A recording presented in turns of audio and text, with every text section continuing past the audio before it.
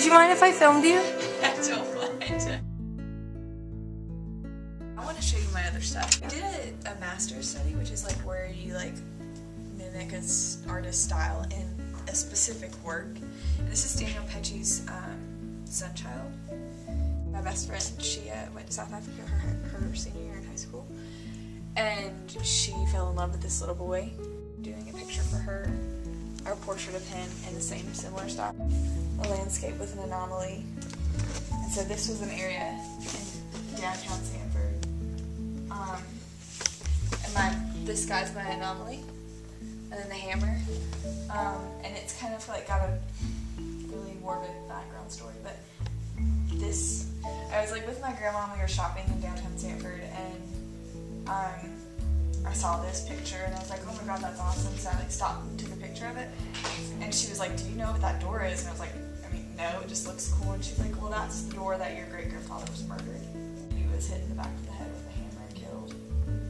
She hasn't seen it because I'm kind of scared how she'll react. It's not like a perspective of a building that you ever get to see, really, which is why I was kind of drawn to take the picture of it originally before I even knew what I was taking the picture of. The idea behind the project was that we're all pretty insignificant when you're a paper boat in a big ass storm. I learned that I wanted to do art whenever I was old enough to paint on the walls of my house. I get in trouble for it, which really didn't stop me very much. The walls of my house were just a very large canvas to work on. My mom did not like that at all.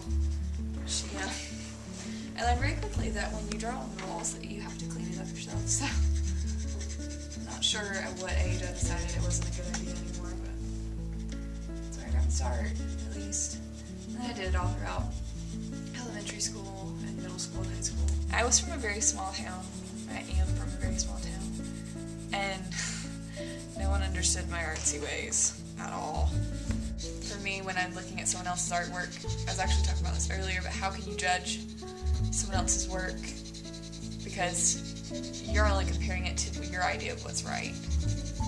Like, you're not taking into account what they meant to be as the message conveyed. If you had come only minutes earlier, you would have seen me dancing around the room. They were laughing at me because I said I had to stay awake. So I was jumping and skipping around the room. I'm definitely a music person, and I always have been. That's like second only to art. I feel like everyone has a type of music that causes them to do things in a more efficient manner. And mine happens to be a violinist who does dubstep.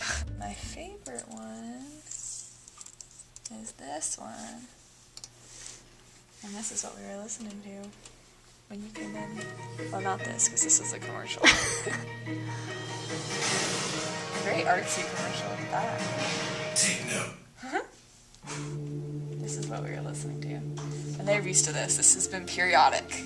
3 times. This is the 3rd time tonight that they've had to listen to it. This is the Lindsey Sterling you're This is telling the about. dubstep violinist. This is stuff right here. Super impressive and really good to work with. See? He's got his earphones pulled back. See?